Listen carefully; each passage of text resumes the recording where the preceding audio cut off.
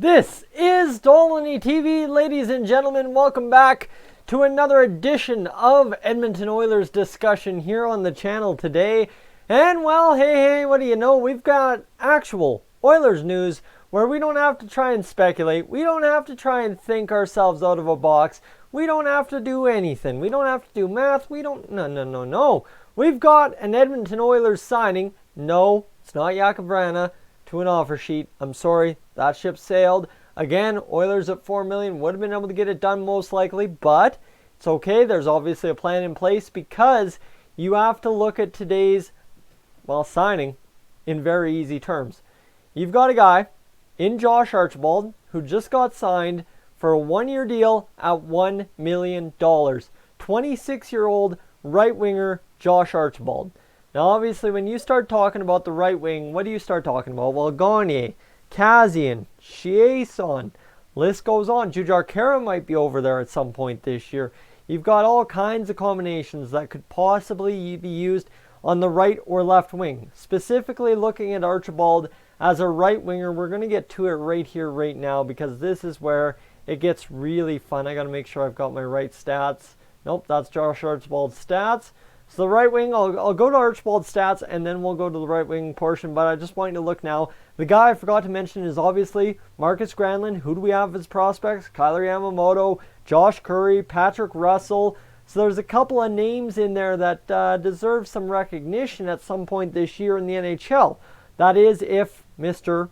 Kailer Yamamoto can earn his way back into the NHL. Obviously the injury-plagued season in the AHL last year, NHL didn't do him any favors, but he's still young. Guys, he's a 98 birthday. So at worst, by the end of next year, he'll be 22.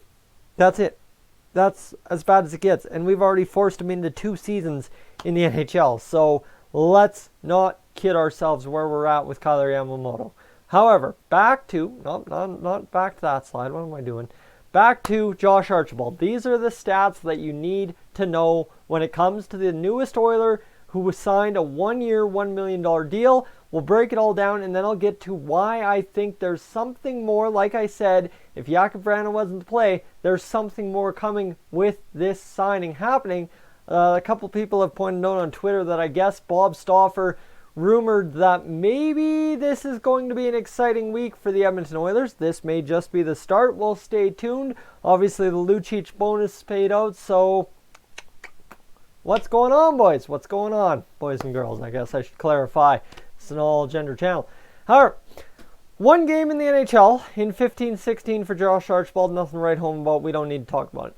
You get up to the 16-17 year. He scored 3 goals in his first 10 NHL games. Why is that significant? That's our playoff year. So you look at kind of where he was then, what he fits now, and you kind of see what we're trying to maybe do. I don't buy it.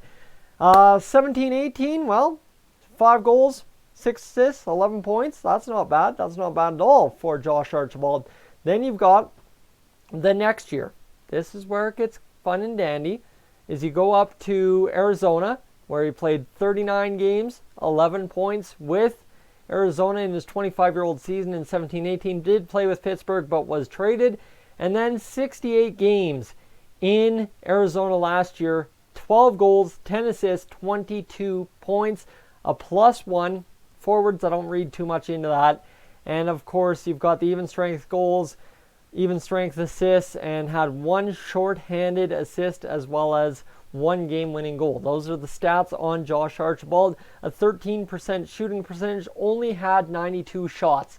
So if you follow kind of what the line of direction has been with Josh Archibald since the signing this morning is this is a placeholder I've seen mentioned for a right wing spot for Ryan Nugent-Hopkins at this point. I don't buy it. I think you play Chiasson there or you play Gagner there. That's what I buy in terms of solving the Nugent-Hopkins hole right now as it stands. Of course, as it stands with current roster construction.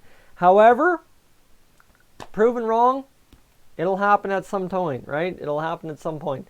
So Josh Archibald seems to fit that bottom 9 winger, right? Whether it be the 2nd, 3rd, or 4th, unless there is some magical, mythical, brain connection to Connor McDavid and Leon Draisaitl that he formed when he was born before they were born and that we don't know about yet. It's the Oilers. It's the Oilers. stranger things will continue to happen. All right, that's the take on our good old friend Josh Archibald, who signed for 1 year, $1 million. Now you look at this depth. You've got Archibald, Chiasson, Gagner, Granlund, Kassian, Yamamoto, Curry, Russell, Jesse Puljujärvi. That's the names rounding out the depth right wing. Obviously, you've got the left wingers in Kara.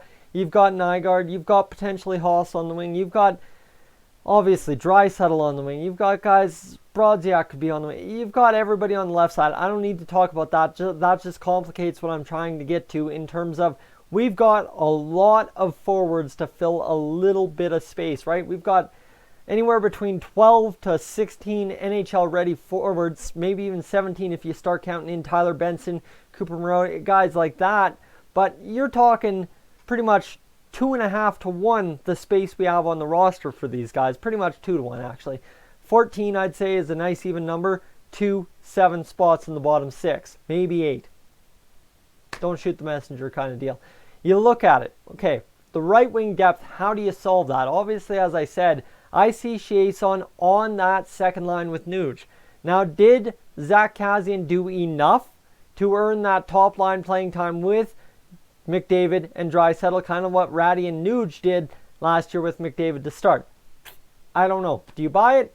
Well, we'll see what we get in camp. Problem is, you look at the roster and how it's constructed and our $2.9 million in cap space remaining, and you've got to figure out the Jesse Puljujärvi situation. There is something coming. There's got to be something coming. You don't have guys like Kyle Brodziak sitting at 35 years old in the midst of things while you're signing 26, 27-year-old guys to 1-year deals. It just doesn't make sense yet. There's got to be something coming. And when I talk about something coming, obviously, yeah, the most rumored thing is the Lucic deal that might be on the table, maybe with Calgary, maybe with Vancouver. Ericsson's turned it down, but maybe we can find a solution.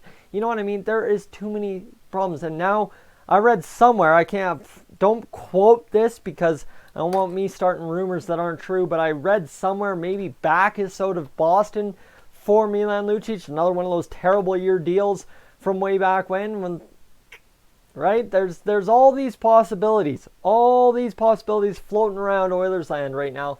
A lot of them focus on Lucic. A lot of them focus on a guy like Jesse Puljujärvi, a guy like Chris Russell, maybe someone else. But you look at Sam Gagner, and that's why I've got the right wing depth up here. Yes, he's a center right wing combo, but you look at Sam Gagner, and I think honestly this guy just day by day, especially when you consider that we haven't heard any rumblings, at least I haven't, when it comes to Kyle Brodziak. This is a guy day by day who continues to lose his spot on the team, especially considering that Ken Holland's definitely given us the possibility of what will be a PTO for the Oilers or 2 when it comes time for camp.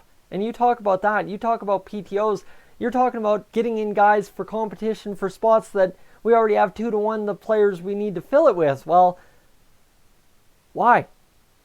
Huh? Right? It just doesn't make sense. But at the same point, we're only 16 days after July 1st. And you know what? Realistically, there's so much room for error in any predictions at this point. To sit there and say, well, it doesn't make sense now, doesn't mean it won't make sense on September 1st per se. That's the kind of complicated measure we're in right now with the Oilers. And this Josh Archibald thing just adds to the intrigue. Yes, Archibald, 12 goals, 10 assists, a guy who can produce, and I mean, maybe he's just looking for those extra minutes, right? You look back at the Josh Archibald stats, I believe, nope, that's my right wing, that's the stats, there we go. You look at how many minutes on ice he's played throughout his career. In Arizona, he was a 13-minute, 1-second guy. You know what? You get him out there for 14.5 to 15 minutes. We've kind of heard the stats. He actually produces a lot better than Brandon Tanev down in Pittsburgh is a stat I read, and Tanev got 3.5 years, or $3.5 million for 6 years. So you look at it, maybe there's a lot more logic to it, and maybe that's why he suits in on the right wing with Ryan Nugent-Hopkins. But if the plan isn't to use him there, then obviously it's Chiasson's spot, but that still goes back to my point. What is Gagner's role? Do you have him as the left winger on that line? But then what? Joakim Nygaard. What about Jujhar Khaira, right? There's so many questions to be answered, but this may be just the big thing. Build it up so as you can dismantle the bigger parts, right? If you secure the base, it makes taking off the top easier, right? If the base is kind of wobbly and then you start taking off from the top, it's all going to fall down. We've seen that logic in the Edmonton Oilers land millions of times over. That's why Jesse Puljujärvi hasn't been traded for scraps yet, per se. But you look at it, okay, build up the base so it's wider than the top. The top can't fall down if you take something off it, right? That's kind of where I'm going with it. So guys, I want to know your thoughts on Josh Archibald, the newest member of the Edmonton Oilers. Is it all part of something bigger, or is it just another depth signing that do a depth signing for $1 million? Let me know. I'm Tyson. This is Dolynny TV. I will catch ya in the next one.